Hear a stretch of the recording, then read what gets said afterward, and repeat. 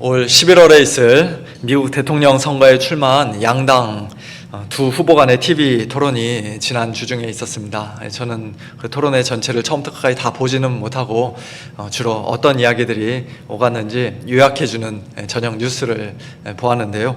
물론 여러 가지 주제를 가지고 두 사람이 많은 이야기를 했겠습니다만 그 중에서도 상대방의 선거 유세와 관련해서 서로 비방하는 장면이 제 개인적으로는 참 인상적이었습니다. 당신 선거 유세는 너무 지루해서 사람들이 다들 중간에 일찍 일어나 집에 간다라고 한 사람이 먼저 비방하니까, 당신 선거 유세는 사람들이 아예 가지를 않잖아. 들을 게 없으니까. 당신 뭐 돈 주고 버스 대절해서 사람들 동원한다며, 그런 식으로 또 다른 한 사람이 상대방을 비방하는 그런 모습을 보면서 초등학교 반장 선거하는 것도 아니고 명색이 미국 대통령이 되겠다는 사람들의 토론이라고 하기에는 솔직히 너무 참 부끄럽지 않나, 그런 생각을 해봤습니다. 사람들이 당신 말 듣는 거 싫어한다, 내 유세장에 사람들이 훨씬 더 많이 모인다, 그런 것들이 도대체 뭐가 그렇게 중요합니까? 오히려 그들이 정말로 나라를 위해, 국민들을 위해 헌신하고 자기를 희생하고자 하는 사람들인가? 우리가 지금 살고 있는 이 미국을 지금보다 좀 더 나은 국가로, 여러모로 건강한 나라로 만들 수 있는 좋은 정책들과 또 대통령으로서의 필요한 자질이 과연 그들에게 있는가? 그런 것들이 훨씬 더 중요한 것 아니겠습니까?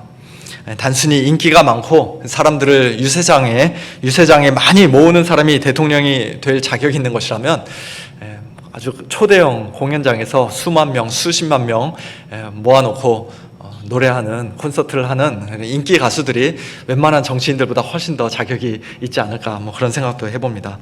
제가 설교 중에 정치와 관련된 말은 거의 하지 않는데요. 지금 어느 한쪽을 제가 비방하거나 두둔하려는 것이 아니라, 오늘 본문에서 예수님이 계신 집으로 사람들이 많이 몰려드는 장면을 묵상하다 보니 엊그제 대선 토론회에서의 그 대화가 생각이 나서 이렇게 서론격으로 말씀을 드렸습니다. 예수님은 사람들의 인기를 추구하는 분이 아니셨음에도 불구하고 오히려 몰려드는 사람들을 피해 다른 가까운 마을들로 가서 복음을 전파하고 전도하셨던 분임에도 불구하고 그 전도 여행을 다 마치고 수일 후에, 한참 시간이 지난 후에 다시 가버나움으로 돌아오시자 예수님이 집에 계시다는 소문을 들은 많은 사람들이 또다시 예수님께로 몰려들었습니다.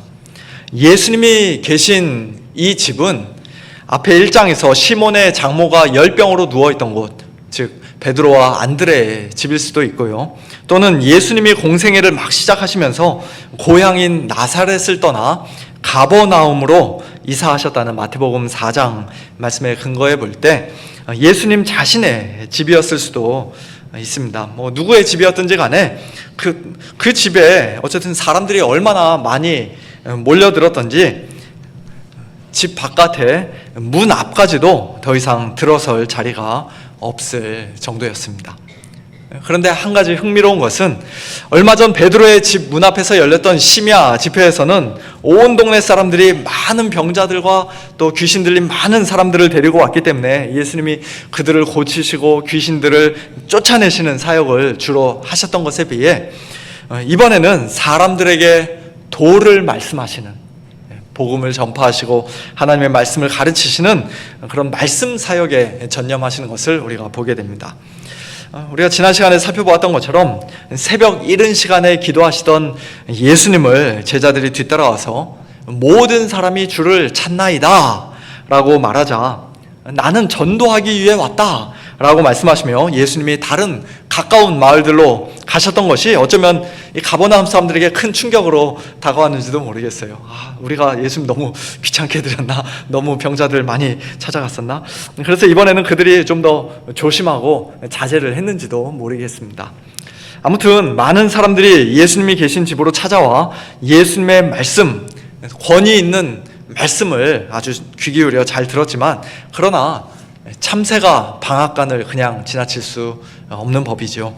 병든 사람으로서는 예수님을 만날 수 있는, 자기의 병이 고쳐질 수 있는 이 절호의 기회를 결코 놓칠 수가 없었기에 오늘 본문에서도 역시 병자 한 명이 예수님을 찾아옵니다. 그런데 오늘 본문에서의 병자는 자기 스스로의 힘으로 단 한 발자국도 걸을 수 없고 자기 마음대로 움직일 수 없는 그런 중풍병자였습니다. 그래서 그는 어쩔 수 없이 네 사람의 도움을 받아 이 네 사람이 중풍병자의 가족인지 친척인지 또는 이웃 사람들인지 뭐 친한 친구들인지 우리가 정확히 알 수는 없습니다만 어쨌든 그들의 도움을 받아 침상에 누운 채로 예수님을 찾아가야만 했습니다. 하지만 문 앞에까지 빽빽하게 막고 서 있는 많은 사람들 때문에, 무리들 때문에 그 중풍병자 일행은 예수님이 계신 집 앞으로 도저히 들어갈 수가 없었습니다. 조금만 비켜주세요. 여기 환자가 있습니다. 좀 길 좀 내주세요. 뭐 당연히 그렇게 부탁을 했겠죠. 그러나 한국에 가끔 그런 뉴스 나오던데요. 뭐 삐뽀삐뽀 앰뷸런스가 지나가도 앞에 차들이 비켜주지 않는 것처럼 지금 뭐 이게 한두 사람이 자리를 양보해 준다고 해서 해결된 문제가 아니었던 것 같아요. 너무나도 많은 사람이 모여 있었기에 그들은 집의 문을 통해서 들어가는 대신 이제 전략을 바꿔 그 집 위로 올라가서 지붕을 뜯어내기 시작합니다. 사람의 키보다도 더 큰 구멍을 만들어냅니다. 그리고는 중풍병자가 누워있는 그 침상에 줄을 묶고 침상채로 아주 천천히 조심조심 내립니다. 그 모든 일을 하는데 시간이 얼마나 걸렸을까요?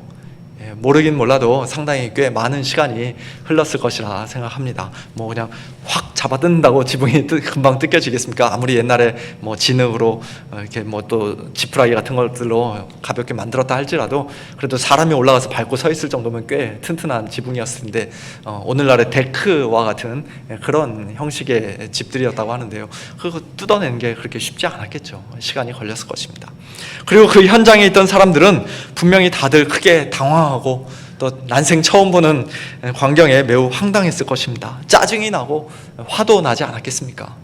예수님 말씀을 열심히 집중해서 잘 듣고 있는데 갑자기 지붕에서 사람들 발자국 소리, 뭔가를 뜯어내는 소리, 이런저런 시끄러운 소리가 나고 흙먼지와 지푸라기와 나무 조각들이 자기들 머리 위로 천장에서 막 떨어지고 얼마 후 파란 하늘이 시원하게 보이는 구멍이, 커다란 구멍이 뚫리고 또 영차 구호 소리에 맞춰 침상 하나가 줄에 매달려 내려와 마침내 예수님 앞에 턱 놓여지는 그런 모든 일들은 우리가 생각만 해도, 상상만 해도 참 당혹스러운 상황이 아닐 수가 없습니다. 한마디로 말해서 완전히 민폐 아닙니까? 그 자리에 있던 모든 사람들에게 큰 민폐를 끼친 것이고 특별히 예수님께는, 말씀을 전하신 예수님께는 아주 큰 신뢰를 범한 것이고 무엇보다도 그 집주인이 뭐 예수님인지 베드로인지 우리가 알 수는 없지만 그 집주인에게는 경제적인 큰 손실과 손해를 입혔습니다. 그러나 예수님은 그런 돌발적이고 또 어떻게 보면 무례하기까지 한 그런 상황 때문에 중풍병자 일행에게 짜증을 내거나 화를 내지 않으셨습니다. 여러모로 민폐를 끼친 그들을 꾸짖거나 책망하지도 않으셨습니다. 오히려 그들의 믿음을 보셨다라고 오늘 본문 5절에서는 말씀하고 있습니다. 그들의 믿음을 예수님이 어떻게 보셨을까요? 몇 구절 뒤에 8절을 보면 예수님이 서기관들의 마음의 생각을, 서기관들이 마음으로 생각한 것을 그 중심에, 예수님 중심에 다 아심으로써 예수님의 신성을 나타내 보여주셨는데요. 지금 이 사람들 속에 있는 그 믿음도 예수님이 그런 식으로 신적인 능력으로, 신적인 지식으로 꿰뚫어 보신 것입니까? 믿음이 있다는 사실을 그래서 아신 것입니까? 물론 그렇게 하셨을 수도 있겠습니다만, 그러나 지금 이 상황에서는 굳이 그럴 필요가 없었을 것 같아요. 그들 속에 믿음이 있다는 사실을 예수님이 아셨다라고 말씀하지 않으시고 그들의 믿음을 보셨다라고 성경이 기록하고 있는 것을 통해서도 우리가 알 수 있듯이 그들의 믿음은 눈에 확연히 보이는 믿음이었습니다. 겉으로 아주 분명하게 선명하게 드러나는 믿음이었습니다. 즉 침상에 누워있는 중풍병자를 예수님 발 앞에 데리고 나오기까지 그들에게 여러 가지 많은 장애물과 난관이 있었지만 그들이 중간에 자기들 집으로 되돌아가지 않고 끝까지 포기하지 않고 다른 사람들이 우리를 어떻게 생각할까 그런 눈치 보지 않고 사람들의 욕설과 손가락질과 비난에도 기죽지 않고 또 남의 집 망가뜨린 거 나중에 변상해줘야 하는 그런 경제적인 손해와 손실도 개의치 않고 온 몸이 땀에 흠뻑 젖었다고 투덜대거나 불평하지 않고 마침내 예수님 앞에 그 중풍병자를 눕혀놓은 것 그 자체가 바로 그들의 믿음이었던 것입니다. 어떻게든지 예수님께 나아가기만 하면, 예수님 앞에 데리고 가기만 하면 이 사람의 중풍병이 반드시 낫게 될 것이다 라는 그들의 그 믿음을 예수님은 두 눈으로 똑똑히 보셨던 것이에요. 사랑하는 성도 여러분, 오늘 저와 여러분의 믿음은 과연 어떻습니까? 예수님을 믿노라 하는 오늘 저와 여러분의 믿음은 그저 말뿐인 믿음, 또는 우리 안에만 꽁꽁 갇혀 있어서 아무도 볼 수 없는 그런 믿음입니까? 아니면 예수님의 눈에 분명하게 보이고 또 우리 주위 사람들의 눈에도 잘 보이는, 모두가 두 눈으로 똑똑히 볼 수 있는 그런 믿음입니까? 물론 우리가 다른 사람들에게 보여주기 위해서 신앙생활하는 것은 당연히 아니죠. 그런 식의 신앙생활을 해서는 절대로 안 될 것입니다. 하지만 우리가 만일 참된 믿음을 가지고 있다면 그 믿음은 반드시 눈에 보이게 되어 있고 겉으로 드러나게 되어 있다는 사실 역시도 분명한 진리입니다. 야고보서 2장에서 야고보는 믿음과 행함의 관계에 대해 말씀하시면서 만일 형제나 자매가 헐벗고 일용할 양식이 없는데 우리가 그에게 평안히 가라, 날씨가 많이 추운데 옷 따뜻하게 두툼하게 잘 입고 다녀라, 밥 굶지 말고 꼭꼭 챙겨 먹어라, 그저 말만 할 뿐 그 몸에 쓸 것을 주지 않으면, 그 사람에게 실제로 아무런 유익을 주지 못하면 그런 믿음은 행함이 없는 죽은 믿음이라고 말씀합니다. 나는 믿음이 있노라 아무리 큰 소리로 자신 있게 말해도 그에 따른 행함이 전혀 없는 그런 믿음은 사실상 죽은 믿음에 불과한 것이요, 오직 참된 믿음, 살아있는 믿음은 그의 합당한 행함으로, 그의 합당한 행함으로 다른 사람에게 보여질 수 있고 또 증명될 수 있는 것이라고 말씀합니다. 그러면서 그 참된 믿음의 열매인 행함의 구체적인 예로서 구약성경에 기록되어 있는 두 가지 사건을 야고보서에서는 말씀하는데요.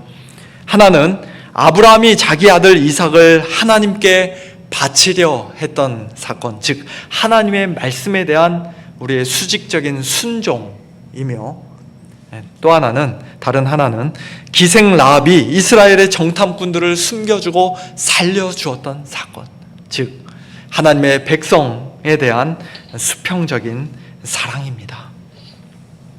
야고보뿐만 아니라 사도 바울 역시도 똑같은 의미로 갈라디아서 5장 6절 그리스도 예수 안에서는 할례나 무할례나 효력이 없으되 사랑으로서 역사하는 믿음뿐이라고 말씀합니다. 사랑으로서 역사하는 믿음, 사랑을 통해 일하는 믿음, 사랑이라는 열매를 맺는 믿음, 다른 말로 하면 눈으로 볼 수 있는 믿음이 곧 참된 믿음이라는 것이에요. 그리고 오늘 본문의 이 네 명의 사람들에게는 바로 그와 같은 믿음이 있었던 것입니다. 그들에게는 예수님을 바라보는 믿음, 예수님의 능력과 선하심을 굳게 신뢰하는 믿음, 포기하지 않고 끝까지 참고 견디는 믿음, 그 마음이 둘로 나뉘지 않은 순수하고 단순한 믿음, 사람들의 시선과 평가를 개의치 않기에 한없이 담대하지만 그러나 동시에 예수님 앞에서는 가장 겸손한 믿음, 그리고 자기의 유익이 아닌 형제의 유익을 구하는 믿음, 사랑으로서 역사하고 또 사랑으로 열매 맺는 그런 믿음이 분명히 있었던 것입니다. 오늘 저와 여러분에게도 바로 그와 같은 믿음, 참된 믿음, 눈에 보이는 믿음이 있기를 소원합니다. 우리 교회는 지금 심히 어려운 상황에 처해 있는 성도님들이 계시는데요. 누가 어떤 상황에 있는지 잘 모르고 계신다면야 뭐 어쩔 수 없습니다만, 그러나 혹시라도 아신다면, 조금이라도 소식을 들으셨다면 그런 분들에게 어떤 형태로든지 간에 실질적인 도움의 손길, 또 따뜻한 사랑의 손길을 내밀어 그저 말과 혀로만이 아니라 행함과 진실함으로 형제를 사랑하는 우리 모두가 될 수 있기를 소원합니다.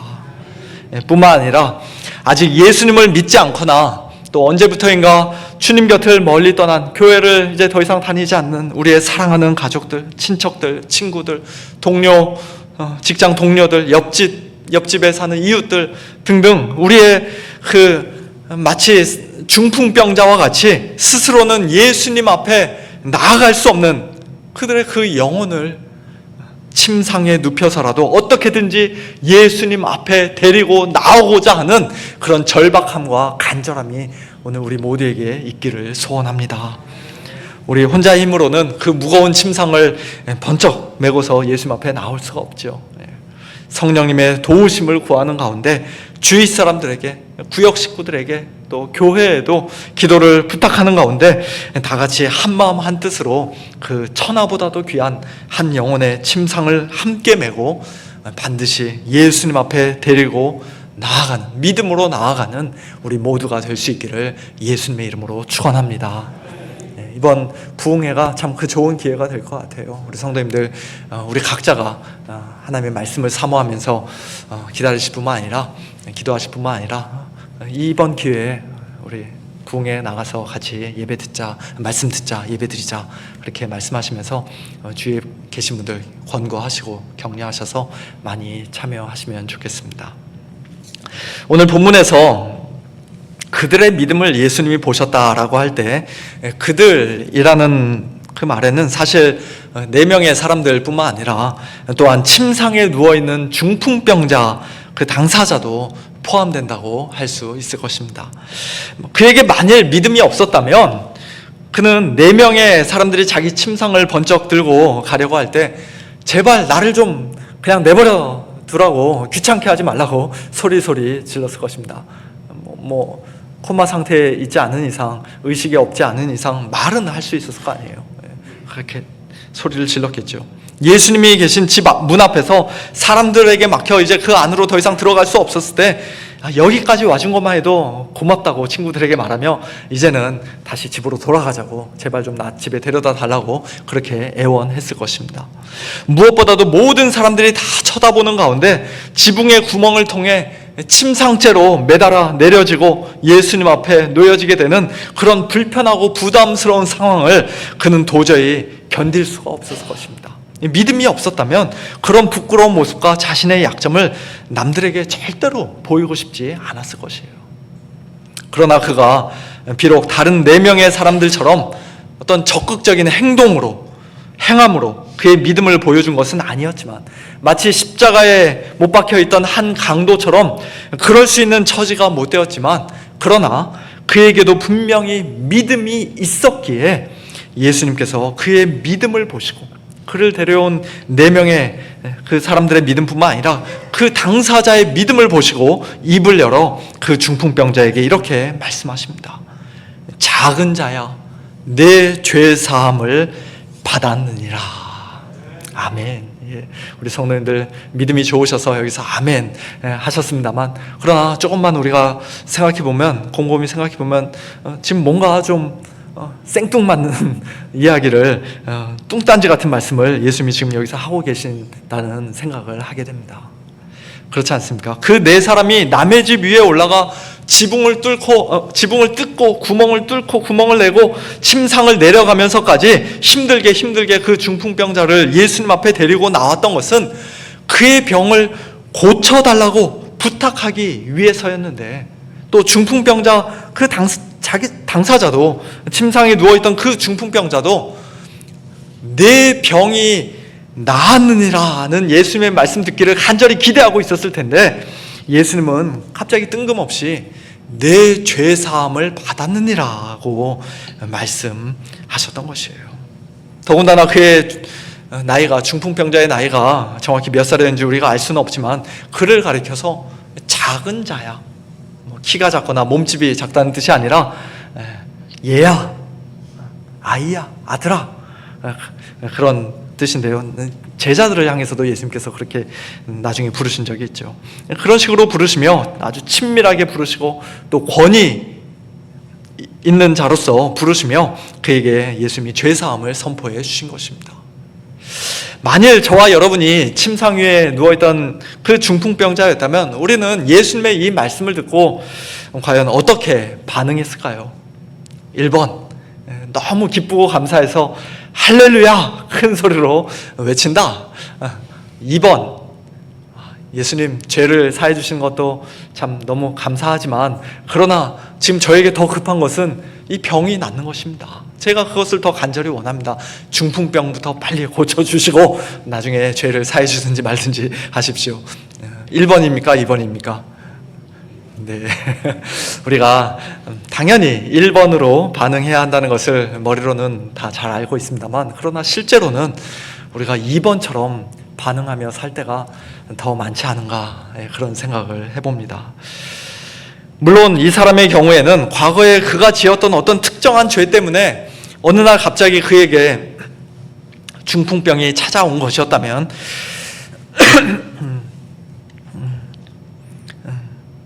그래서 침상에 누워있는 내내 그가 죄책감에 시달리며 자신의 그 죄가 용서받을 수 있게 되기를 그가 속으로 간절히 기도해 왔었다면 그런 모든 사정을 다 아시는 예수님의 이 말씀에 그가 정말 큰 기쁨과 감격으로 반응을 했었을 것입니다. 하지만 그의 중풍병이 설령 그의 개인적인 죄와 아무 상관이 없는 것이었다 할지라도 그가 단순히 병 낫기만을 기대하고 정말 겨자씨만한 믿음으로 지금 예수님 앞에 병 낫기를 기대하며 누워있는 것이었다 할지라도 작은 자야 네 죄사함을 받았느니라는 예수님의 이 말씀은 그에게 여전히 가장 기쁘고 가장 놀랍고 가장 감격스러운 말씀이 되어야 한다는 사실에는 아무런 변함이 없습니다. 왜냐하면 그에게 있어 가장 크고 가장 심각한 문제는 그의 온 몸을 마비시켜버린 중풍병이 아니라 하나님 앞에서 그를 가장 비참한 자로 만드는 그 자신의 죄였기 때문입니다. 그리고 그것은 오늘 저와 여러분도 마찬가지이죠. 우리는 힘들고 어려운 일들이 생길 때마다 이 지긋지긋한 병이 빨리 낫기만 하면, 경제적으로 너무 힘들고 어려운 이 고비만 잘 넘기면, 아무개와의 뒤틀어진 관계가 다시 회복되기만 하면, 또 우리 자녀들 손주들 잘 풀리기만 하면 정말 소원이 없겠다, 내가 주님을 더 잘 섬기겠노라, 뭐 그런 식으로 생각할 때가 많이 있습니다만, 그래서 그런 것들을 위해 금식하며 기도하기도 합니다만 물론 그런 것이 지금 나쁘다고 말씀드린 것이 아닙니다. 당연히 우리가 그런 것들을 위해서도 기도해야죠. 하지만 그런 것들이 우리에게 가장 필요하고 가장 시급하고 가장 중요하고 가장 본질적인 문제가 아니라는 사실을 우리는 반드시 기억해야 합니다. 우리 인생에서의 모든 고통과 아픔, 슬픔과 눈물, 실패와 좌절, 다툼과 미움, 외로움과 우울함, 질병과 죽음 등등, 그런 모든 것들의 가장 밑바닥에는 무엇보다도 우리의 죄의 문제가 놓여 있습니다. 첫사람 아담이 에덴 동산에서 하나님께 범죄하지 않았더라면, 하나님께 반역하지 않았더라면, 그래서 하나님 앞에서 그가 짊어져야 하는 죄책과 또 죄로 인해 타락하고 부패한 죄악된 본성을 우리 모든 인류에게 그가 물려주지 않았더라면 우리는 결코 그런 일들을 경험하지 않았을 것입니다. 이 세상에서의 모든 고통스러운 일들, 힘든 일들, 어려운 일들을 경험하지 않았을 것입니다. 우리 모두가 다 아담으로부터 물려받은 원죄에다가 우리 자신의 자범죄를 날마다 더하며 살아가는 그런 죄인들이기에 우리가 이 땅에서 이런저런 고통을 겪으며 살고 있는 것이에요. 한 사람도 예외 없이 이 땅에서 그런 고통스러운 삶을 살아가고 있는 것입니다. 죄와 사망의 세력에 꽁꽁 묶여있는 자로서, 영적으로 철저하게 무력하고 무능한 중풍병자로서 침상에 누워 꼼짝도 못하고 있는 것입니다. 그런 우리에게 작은 자야 내 죄 사함을 받았느니라는 예수님의 이 말씀은 그야말로 복음 중에 복음이요 가장 기쁜 소식임에 틀림이 없습니다. 예수님은 단순히 우리의 질병을 고쳐주시기 위해 이 땅에 오신 것이 아니라 우리에게 빵을 주시고 돈을 주시기 위해 우리 자녀들 좀 도와주시기 위해 나의 이런저런 여러 가지 소원들을 들어주시기 위해 이 땅에 오신 것이 아니라 우리의 가장 심각하고 근본적인 문제인 죄의 문제를 해결해 주시기 위해 우리의 죄를 단번에 사해 주시고 깨끗이 용서해 주시기 위해 2000년 전 이 땅에 사람이 되어 오셨고 십자가에 못 박혀 죽으셨으며 사흘 만에 다시 살아나셨습니다. 그러므로 누구든지 자기의 죄인됨을 고백하고 자기가 영적 중풍병자라는 사실을 겸손히 인정하면서 예수님 앞에 믿음으로 나아가는 자들은, 회개하고 복음을 믿는 자들은 작은 자야 네 죄사함을 받았느니라는 예수님의 이 자비롭고 은혜로운 말씀을 듣게 될 것입니다.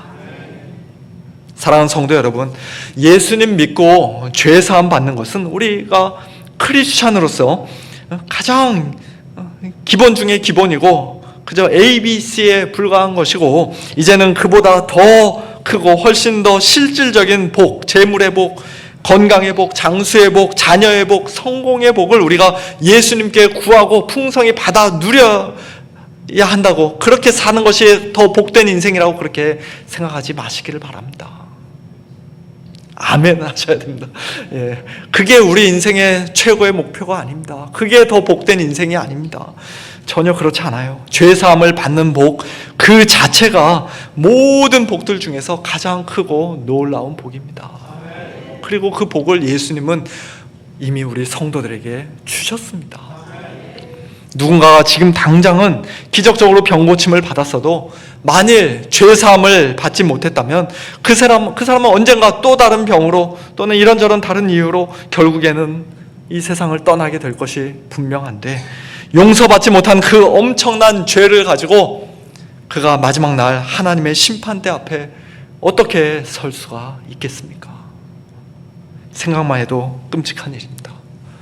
그러나 이 땅에서 병이 기적적으로 낫는 일을 비록 경험하지 못했다 할지라도 예수님께 이미 죄사함의 그 복을 받은 사람은 아무 걱정할 것이 없습니다. 조금도 슬퍼하거나 염려할 필요가 없습니다. 우리 성도들에게는 다시는 썩지 않고 다시는 죽지 않고 다시는 병들지 않는 가장 영광스러운 부활의 몸이 예비되어 있기 때문입니다. 우리 몸의 완전한 병고침은 지금 이 땅에서가 아니라 마지막 날 새 하늘과 새 땅에서 우리에게 주어지는 하나님의 선물입니다. 그러므로 우리가 우리 자신의 연약한 몸을 위해, 경제적으로 어려운 상황을 위해, 복잡하게 꼬이고 산산조각 깨져버린 인간관계를 위해, 자녀들의 앞날을 위해, 또 그와 같은 여러 가지 필요들을 위해서도 우리가 당연히 하나님의 도우심을 구하며 은혜를 간구해야 합니다만, 그러나 무엇보다도 예수님께서 우리의 죄를 사해 주시는 분임을 굳게 믿고 확신하는 가운데 우리의 모든 죄값을 십자가 위에서 이미 다 치러주신 예수님께 항상 감사와 찬양과 영광을 돌리며 살아야 할 것입니다. 그리고 궁극적으로 지금 이 땅에서가 아니라 마지막 날 새 하늘과 새 땅에서 우리에게 선물로 주실 가장 건강한 몸, 가장 완전한 몸, 가장 아름다운 몸, 가장 영광스럽고 영원한 부활의 몸을, 신령한 몸을 간절히 기대하고 사모하는 가운데 날마다 기쁘게 살아야 할 것입니다.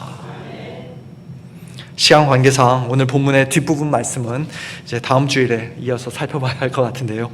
하나님께서 우리 모두에게 이와 같은 귀한 믿음과 놀라운 은혜 날마다 더해 주시기를 축원합니다.